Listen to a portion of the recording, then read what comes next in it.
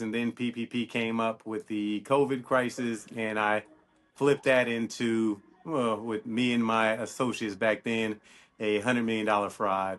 $5,000 Canon cameras. Like we had like six of them. We had big screen TVs. He stole everything out the church. And I lost my mother at 7 years old. My mother died of AIDS.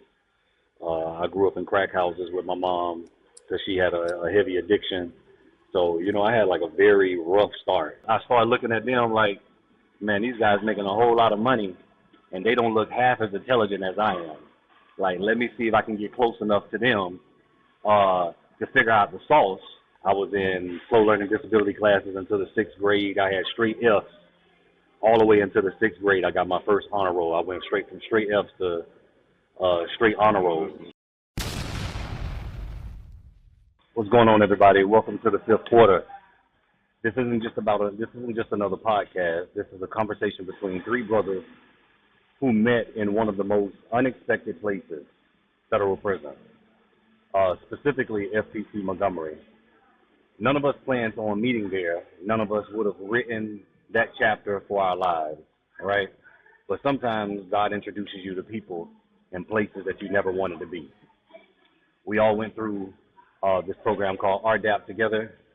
That program forced us to stop blaming everybody else, to stop making excuses, and to finally look in the mirror. Today, we are all building businesses, building families, building our futures, and trying to become better men than we used to be. This podcast isn't about glorifying prison at all. It's about proving that your worst chapter doesn't have to become your whole story. Whether you've been to prison, whether you lost a business, lost a marriage, made terrible decisions, or simply feel stuck, this conversation is for you. Because life isn't over, there's always another quarter. I don't want people to only know us because of prison, right? I want people to know who we were before any of that even transpired. Because I think most people identify you only based on that situation. And I think that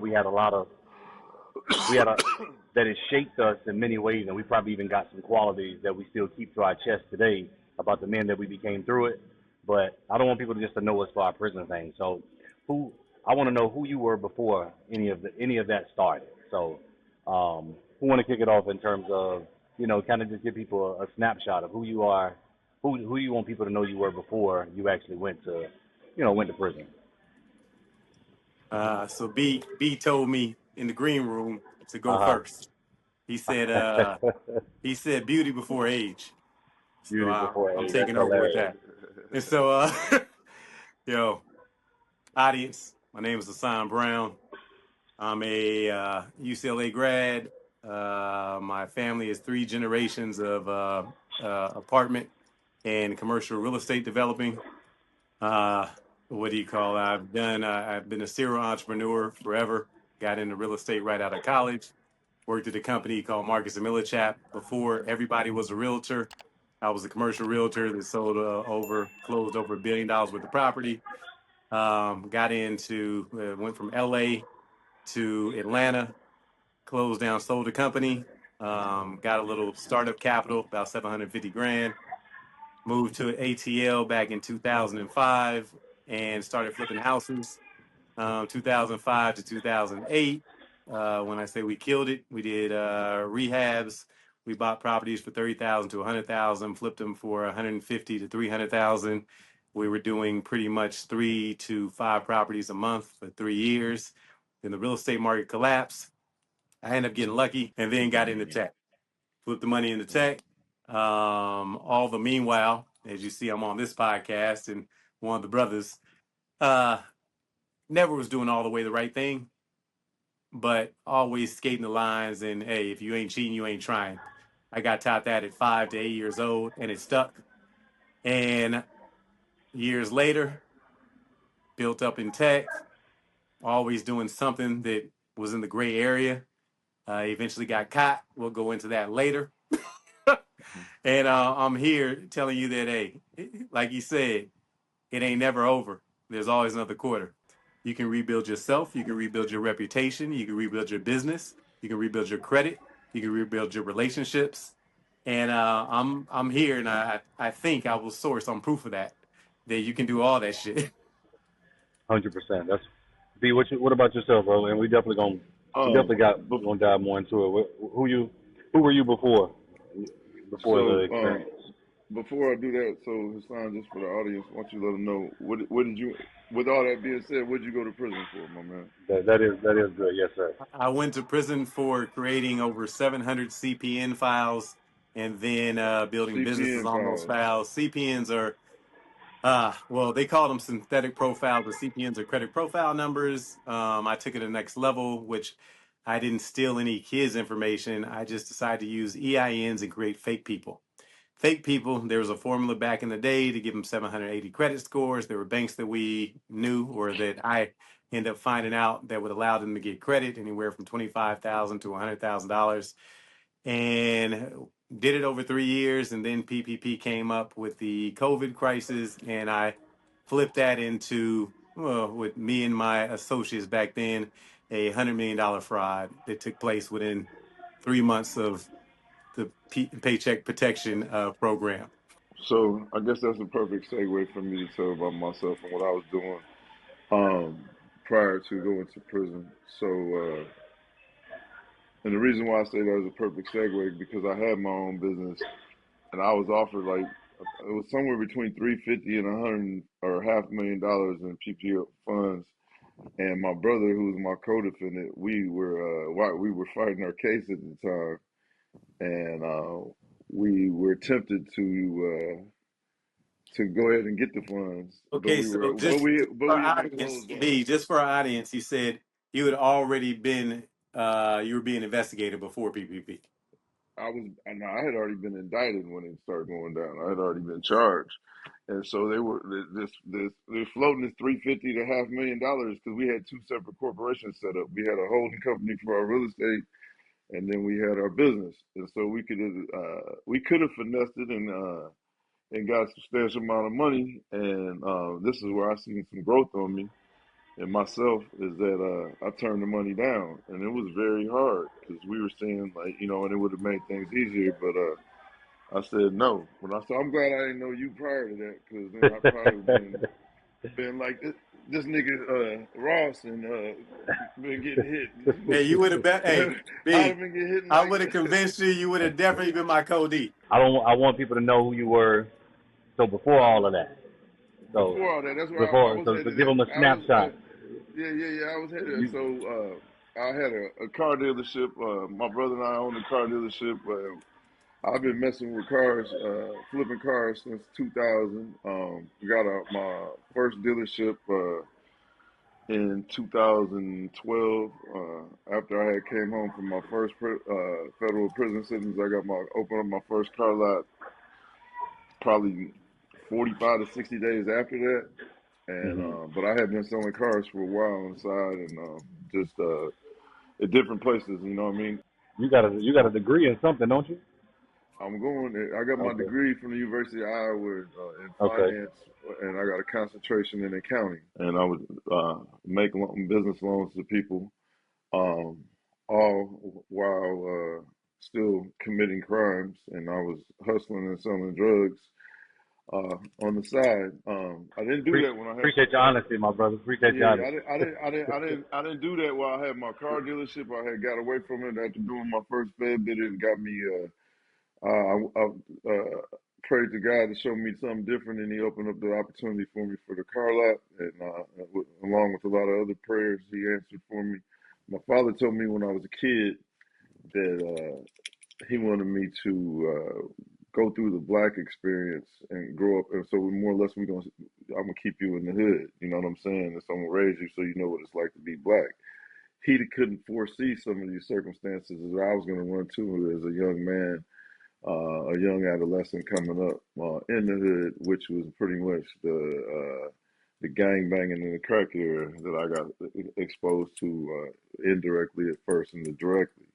My father's best friend also was the biggest drug dealer at the time when I was coming up as a kid, and he was on the run from the police several times. And I knew that was my father's best friend, like I said. So these kind of were some of the road things I was exposed to coming up as a child. And working for a family business, and that's kind of really where I started getting exposed to the drugs and the gang banging. Because all my partners that I hung out with when I was in high school all moved away. They was either in the service or going away to college, and they wasn't really coming home. But they was all doing things, and these were most of the people I hung around with for the majority of my adolescence, and all of them are doing pretty well for themselves today.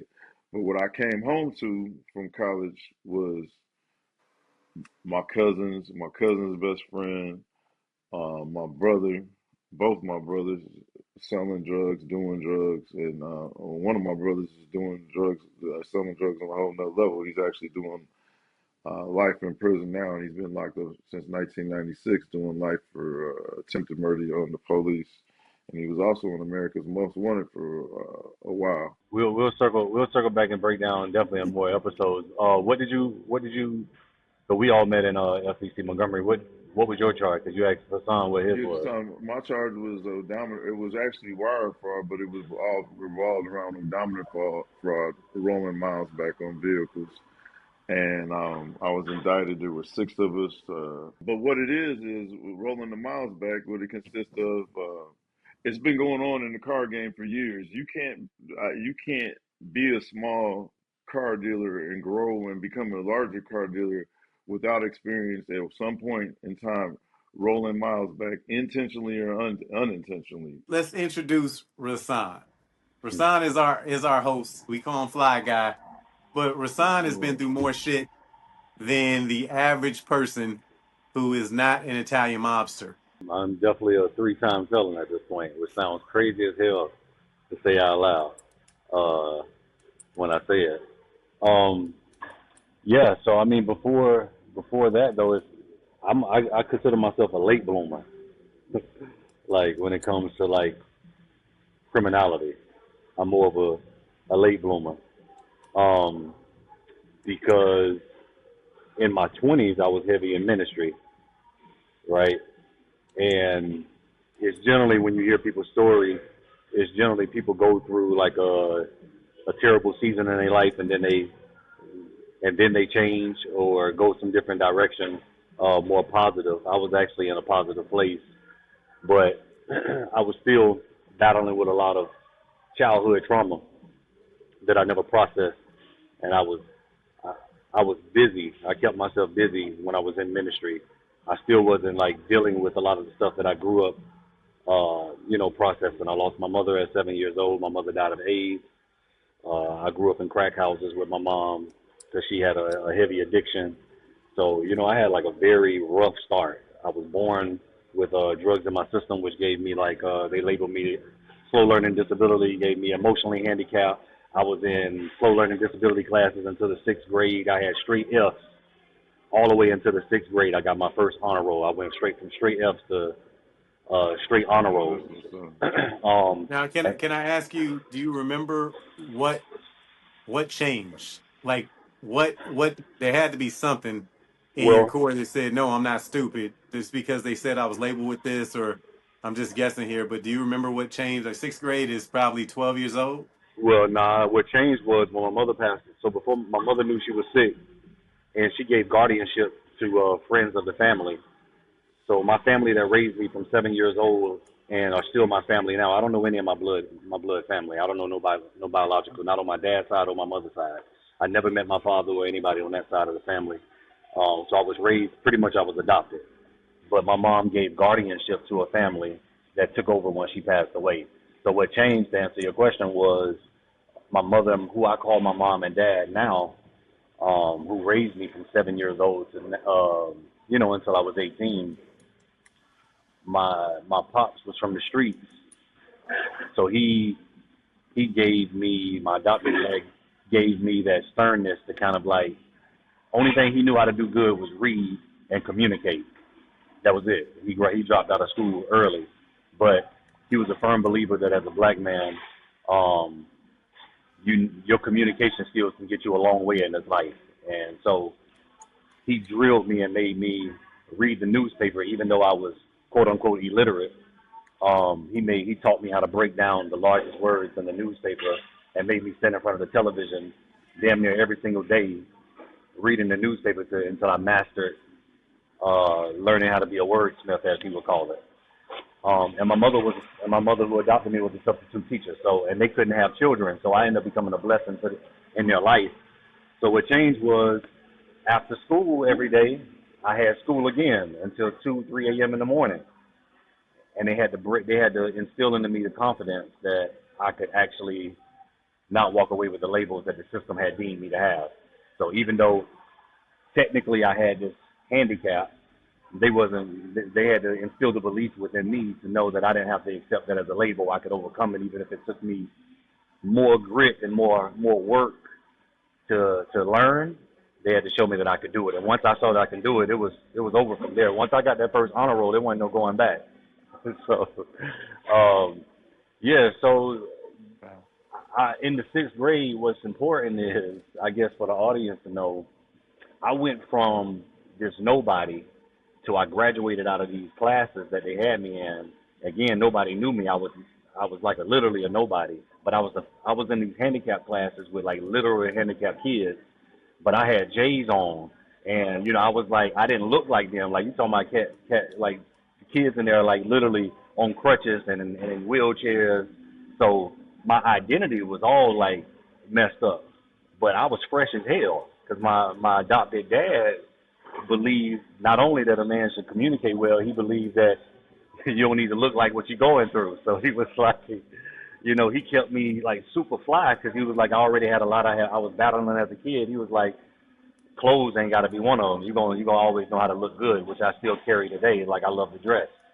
I got out of those classes and I morphed into a different personality when I got out of those classes, and I made a kind of like an internal commitment with myself that I was never going to be unseen again, because I felt like I was unseen. So that kind of created, this whole different personality of mine. Then from sixth grade all the way to graduating high school, everybody in the city knew me. So, Okay. yeah. So that's kind of a snapshot of that beginning. I've known you for a With, while, but with how did you ministry, get into the yes? chasing my ex-wife and kids and my kids' mother. That, to be completely 1,000% honest, she called herself cutting me off after we were dating. After she got pregnant, she called herself cutting me off, and the only way I could get her back was I basically made a decision to start going to church. So I showed up at her church one random weekend, and yeah, so Can't can't hide from you there. that was my so I'm in the church taking out my braids because I was straight. I still had the hood in me, like, so I'm in church taking out my braids and shit, like, because I had never been in church a day in my life. So so I didn't know the culture or nothing like that. But that's how it started. Fast forward, about a year in, I was absorbing what I was listening to, and then I decided to start, pick up the Bible for myself and started reading, because I was like, I'm not, I really wasn't into. It just started hitting me a little different. I started hearing stuff, and then I was like, man, let me start reading this for myself. I ended up becoming, I ended up becoming an ordained minister. I ended up becoming an a youth pastor. Then I ended up becoming a assistant pastor of that same church, where I was basically her entire family's pastor, because it was like her family was very heavy at that church. But it also was a lot of trauma and devastation that I experienced in the church, which led to my criminality later, because I didn't know how to process trauma, because all the stuff that I experienced early on in life, I felt like I just moved from one chapter to another without never really sitting with God and myself to really, like, things that we experienced, which we'll get into about the RDAP program, was the first time I ever really started, like, processing. I felt like I went from the quote unquote a teenager in the street environment, becoming super popular, becoming a follower, like, 'cause that's what I became. When you start to say you want to never go back to what I was, where I wasn't known, I felt like I had to do whatever. I had to become a chameleon. So whatever I had to do to fit in, I was willing to do to fit into the crowd. That's when I look back on it, and that also started problems later because of the environments I started getting in. I was like, man, I had this little chip on my shoulder. I'm like, I'm you know, I could do things better than everybody else. At least that's what I told myself, which landed me into a world of trouble. Um, so yeah, so I went from I went from that. The pastor of that church kind of befriended me, made me his right hand. I started helping him run the church and lead the church.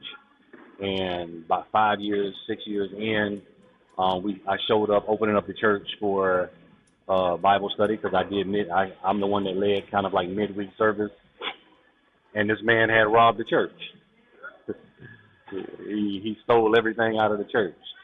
I helped him. The man that introduced you to it, you said?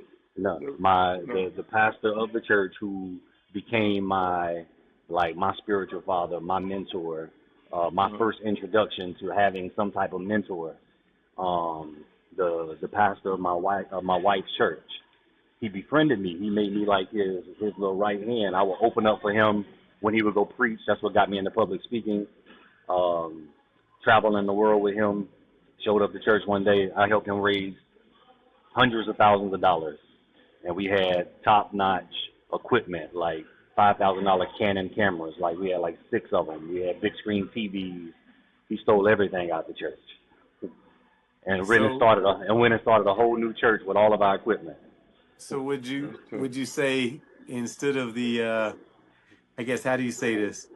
Would that have made you question your faith? It was that the transition into or the gateway into criminality?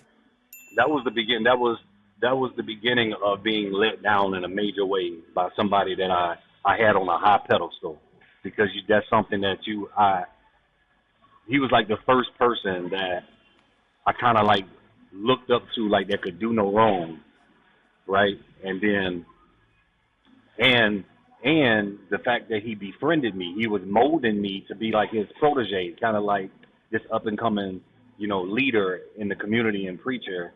Man, that was like I was following. That was like Judas was my doggone, my shepherd. Jesus then walked off with your Canon cameras. Bro, I don't think I ever. I don't. And I couldn't process it. So it was like I got hit, but immediately, what happened was we had a split that happened in the church. So some of the people went with him after he did that, and some stayed. And I had to stay. I felt like I had this burden placed on me to keep our church together, the remnant that was left.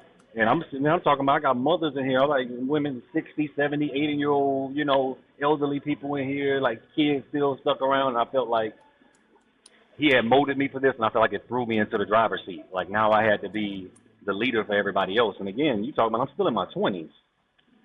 I still ain't even processed all the stuff that happened, prior to even getting in the church. No doubt. So I felt like it was a lot of weight placed on me, and I couldn't process that. I just kept moving. That's what I say later. The first time I ever sat down for real was in prison. Like that was the first time I actually sat still to be able to like go back over my life to see what happened. So I'm now in full-time ministry. I'm working. I'm climbing the ladder in corporate America. I've been in sales since I was 20, so I still was in corporate America. So I was a licensed Florida health insurance agent, so I was selling health insurance for Medicare beneficiaries. I worked for Humana. I done did all of that in the sales world.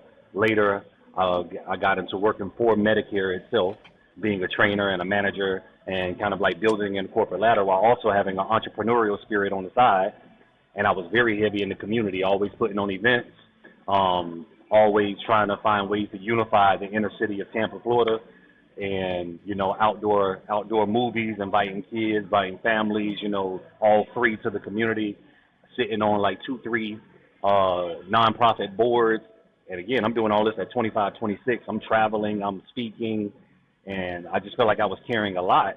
It made me into a strong leader, but at 30 years old, man, I had a mental breakdown. I couldn't hold it together no more. I felt like out of nowhere I just like cracked. It was the process of that happening. I ended up taking the assistant pastor role, and the pastor that took position at our church, we ended up growing another close relationship, just like me and my first pastor. But this man was like actually the ideal, what I would say, like a father figure, like a man. Like he was a man's man, but he was a humble dude, big guy, kind of like you remind you of the, his name was Hercules Gilmore. Um, Hercules. he literally looked like the man from the Green Mile. Like he was a big dude, but he was a teddy bear. But right, me and him got very close. I was helping him. I was building.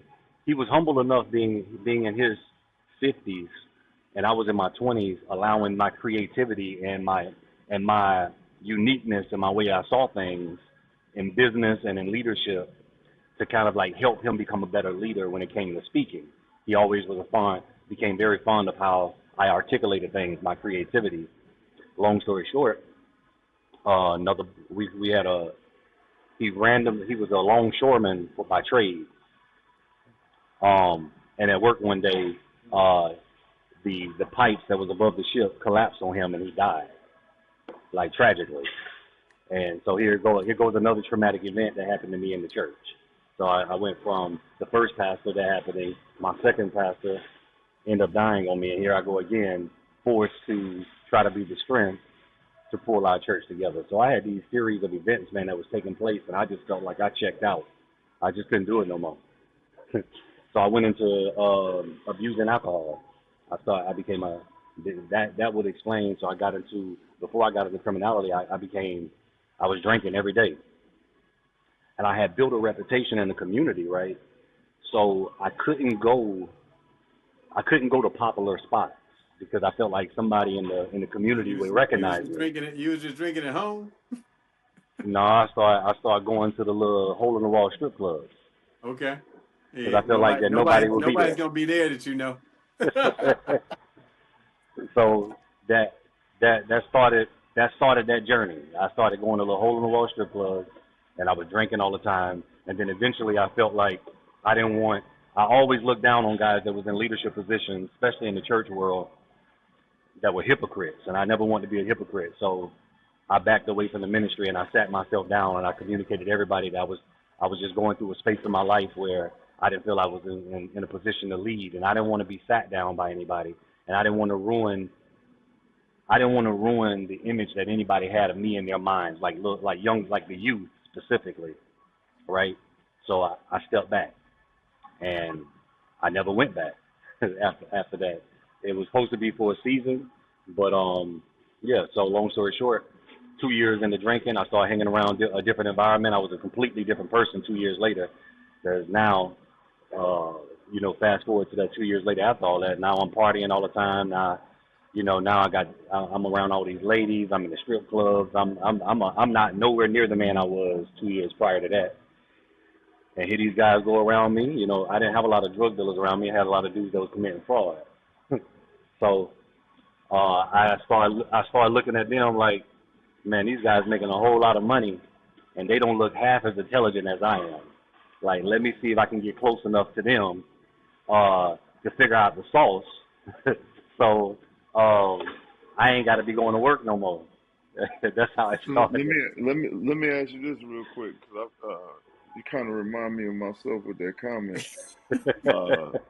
So as you're around these people committing the fraud, and you see how they're getting away with it, and they're making all this money, did you consider yourself smarter than them at the time? 100%. The ones that you, I did at the yeah. time. I did. So when you seeing them be successful, you see what I'm saying? That's where what I went through is but it was with the drugs, and I'm seeing all these cats being successful, and a whole lot of them is goofies and shit. Yeah. And I was like, man, I can take this over. You dig what I'm saying? And just like these goofies got all this juice. We learned about that. Which I know we're gonna probably get into in the future when we start talking about like stuff that RDAP exposed to us.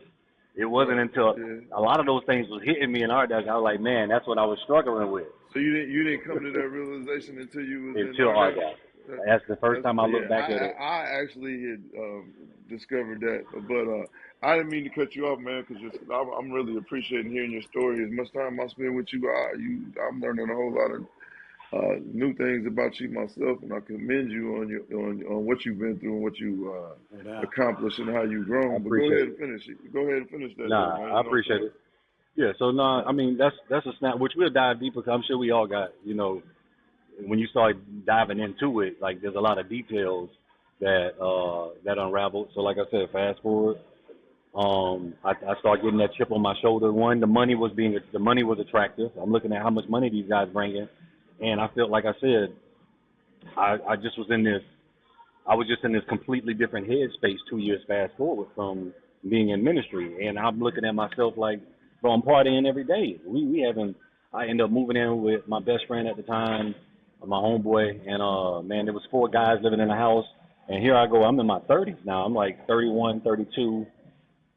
And mind you, my 20s was not like most people's 20s. I don't know what y'all 20s was like, but most men in I their mean, 20s was. I was definitely only going to church on Mother's Day, Easter Sunday. About Yeah, it, most men twenties is if Yeah. different than that. mine. My Most men my ain't leaving churches in their 20s. Nah, my time I by the time I was this is before I was 21, I want to say, but for sure by the time I was 21, our city sits in the and this is where I was going to college at, not my hometown, obviously, which is an hour away. But our city has a jail called the Johnson County Jail. By the time I was 21 and I got in trouble the first time I was 19, I had been in every cell block in that jail but two. Yeah, And the one was a two-man block.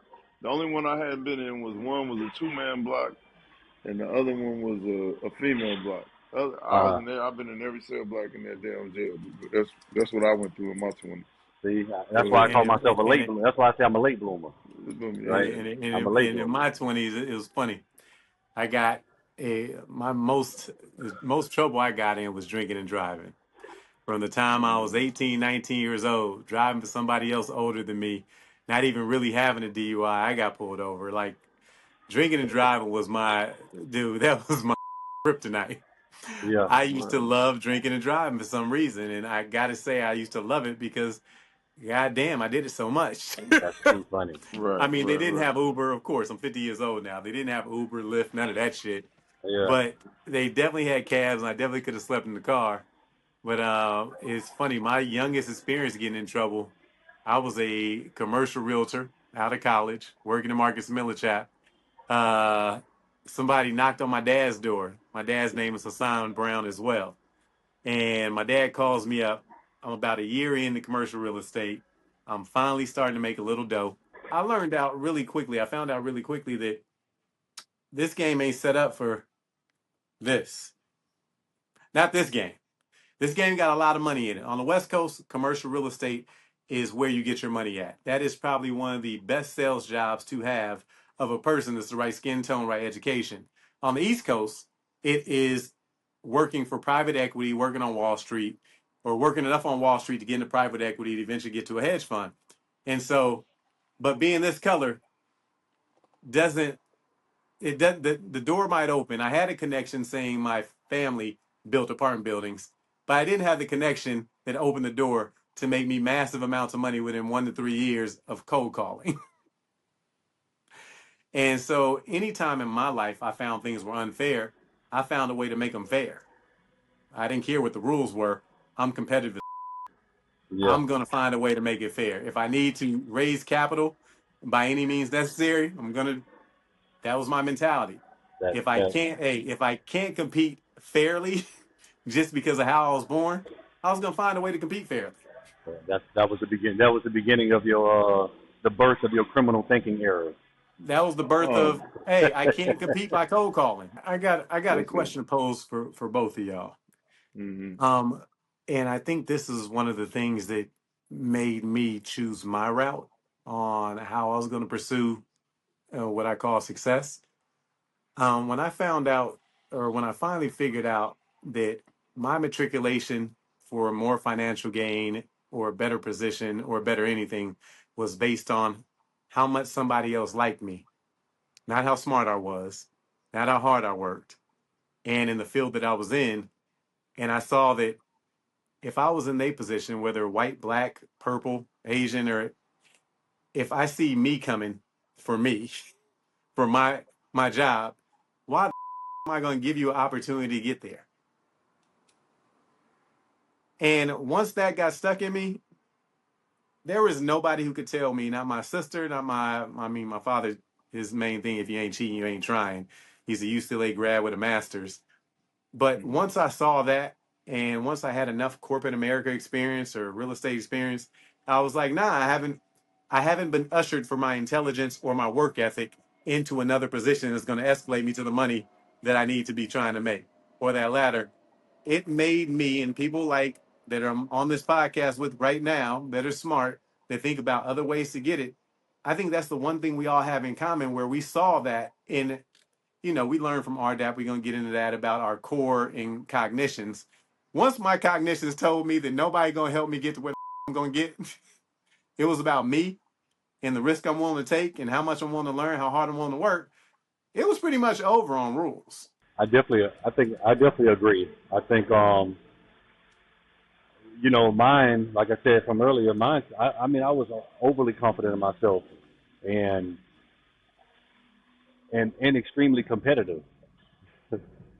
You know what I'm saying? Like, again, I think mine started from, I went from a nobody to a somebody, and also in my mind, a somebody, and I refused to never be a nobody again.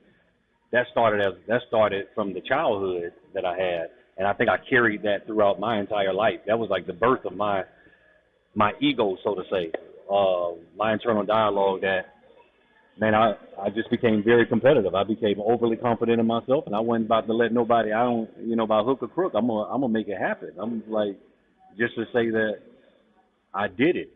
You know what I mean?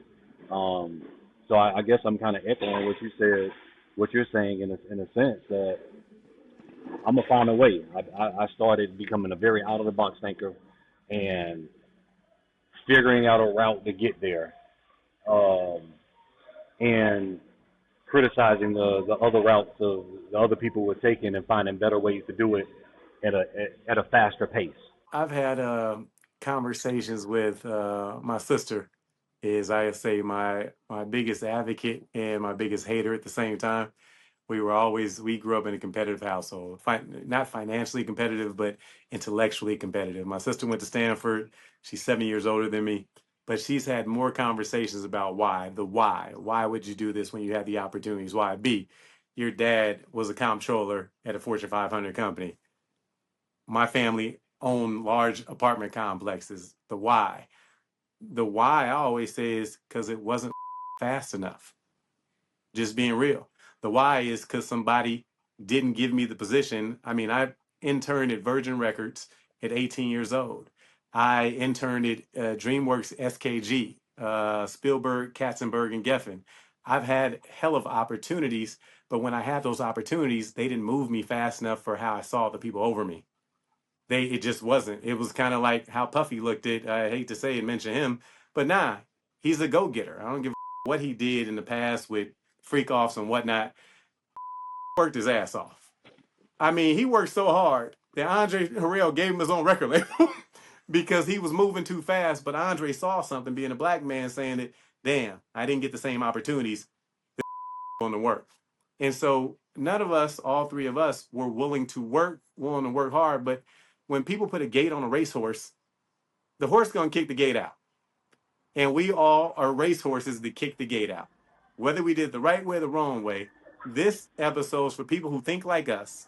And this cast is people that think like us that say, hey, we got caught up. You ain't got to make the same mistakes, but find your right way to focus and channel your energy, your go hardness, your Hmm. willingness to be competitive. Because I've had conversations with many people that used to say, son, all you do is talk about money. I'm sorry. If you work on Wall Street, what do you talk about?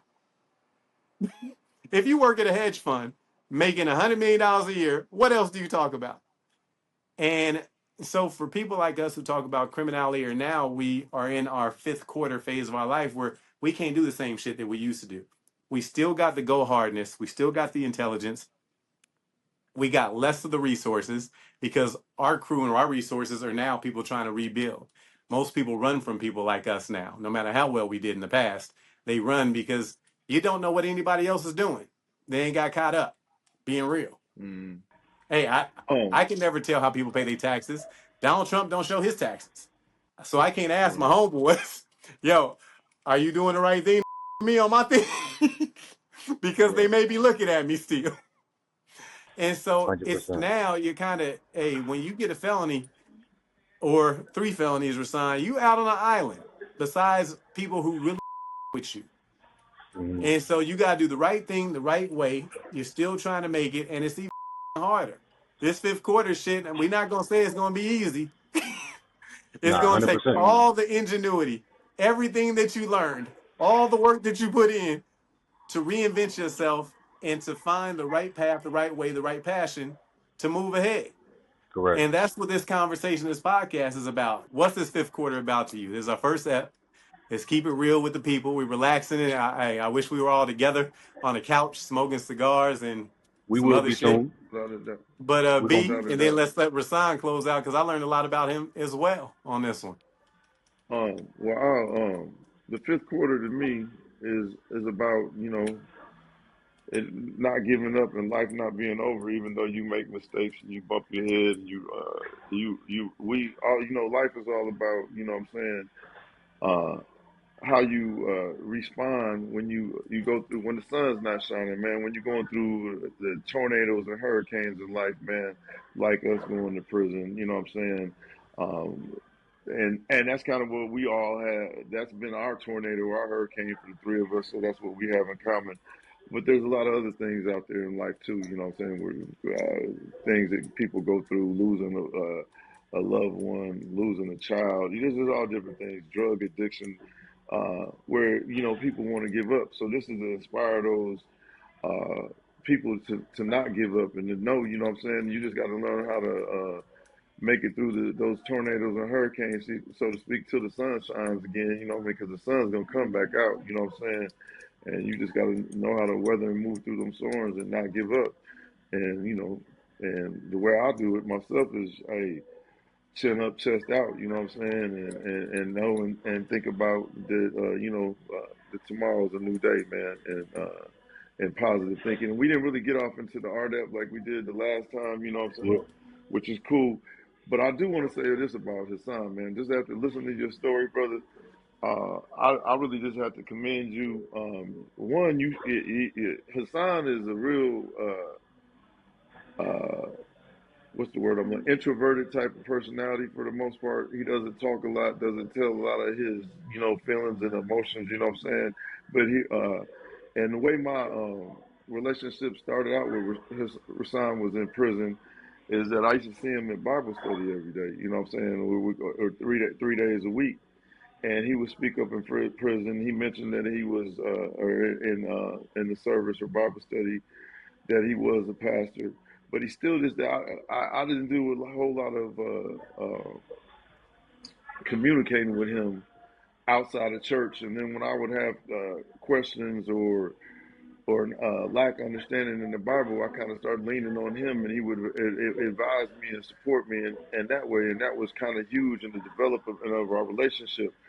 And then we ended up in the same process group in prison, and I kind of called myself trying to do the same thing to him because I was in a different phase in the program. So I'm trying to help coach and guide him and give him that same support that he was giving me in Bible study. And so since then, and I'll let Rahsaan go into another time about what he's been through in the last 2 to 3 years. You know what I'm saying? But it hasn't he hasn't given up, man. You know what I'm saying? He's the epitome of the fifth quarter, man, and going hard because everything he just went through, man, is really a situation where I think a lot of people, it would have broke a lot of people. And he's still out here striving, working hard every day, man, still being a leader, still leaning on the Lord and God and trying to be the best version and be a Christian man at the same time, you know what I'm saying, and still uh, build off those principles, you know what I'm saying. So I just gotta give that man his credit, and I think I that's appreciate you. once again that goes. It's just another example of the fifth quarter, man. You know what I'm saying. So I just feel like I want to give a little bit more Uh, background with that. Yeah, nah, I definitely but we appreciate let it. you close it out, All brother. right, Go ahead. close it out, Rahsaan. Close it out. I got Nah, 10%. yeah, we're gonna wrap it up quick. Nah, so we'll dive more into it in the beginning. I appreciate that, B, for real. I mean, man, I feel like I'd have navigated 10 lives in 42 years. You get what I'm saying? And Mm. I think I just learned how to adapt, to my environments, and I think that started through some of the most traumatic times of my life, and I've learned through some of the bedrock qualities that I did learn from my relationship with God when I was in ministry heavy. No matter the direction that I took after that, I think my faith has always been solid to know that God got me. So I think I've always had that in the back of my mind. No matter the choices I've made and navigated, I've always realized from the personal experiences that I had with God early on in my 20s, and my passion for people, that stayed with me even when I went into the party phase, the criminality and things of that nature. My character changed in my 20s, where I was like, I had a very early start. So my love to help motivate and inspire people. As you know, even when I was in prison, I was teaching and doing classes, teaching people about credit and financial literacy and how to budget. I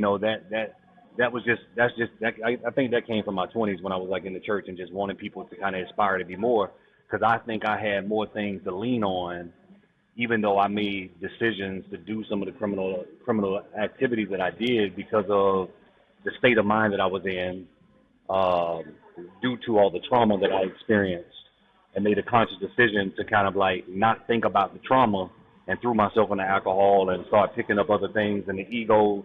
So I had a lot of things going on, but at the bedrock of me, man, I just have a passion to see people. I think the epitome of what this podcast is all about is to not allow life, no matter where you are and what stages we are in life, you know, we determine we determine when and where we can pick it up and start over. And I think having that mentality is what kept me through um, the prison experience, and now I guess the rebirth of rebuilding. I've been poor, I've been rich, I've been poor again, uh, and I'm cool with the rebuilding stage because I've built from nothing before. You get what I'm saying? Like, but this time around, I'm in a state of mind where um, I'm not willing to do any and everything to get it, and I'm cool with if the process takes a little longer, because I feel like part of me, picked up some bad habits of like not having to delay gratification, because I went through a season of my life where I was working blood, sweat, and tears, and I didn't acquire the money fast enough, and then I experienced getting the money fast, doing it the wrong way, right? And now I'm in a balanced season where I believe that I can get it. I know I can get it. I will get it. But this time around, I want to be able to build something that I can be proud to tell my children that I did this the right way, and to motivate the masses that you can do it the right way as well. So I feel like the fifth quarter is just about more than monetary things. It's just about, man, you can reach success after some of what we would consider the greatest setbacks or heartbreaks or devastations in our life. That chapter is never really over until you say it's over.